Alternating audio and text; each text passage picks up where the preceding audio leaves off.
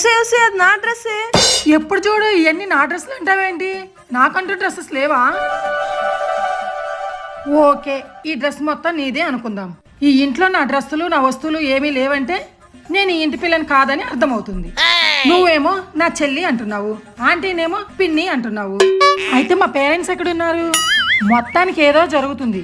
నన్ను ఎక్కడి నుంచో తీసుకొచ్చారు. మర్యాదగా తీసుకెళ్ళి నన్ను మా ఇంట్లో వదిలేయండి.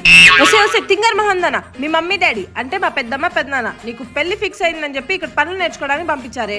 What? మీ దగ్గర నన్ను పని నేర్చుకోమని మా పేరెంట్స్ పంపించారా? ఏం మా పేరెంట్స్ కి పని రాదా? ఒకవేళ నేను పని నేర్చుకోవాలంటే వాళ్ళే నేర్పిస్తారు. మీ దగ్గరికి ఎందుకు పంపిస్తారు? సో ఇందులో ఏదో తిరకాసుంది. ఏం జరిగిందో నాకు తెలియాలి.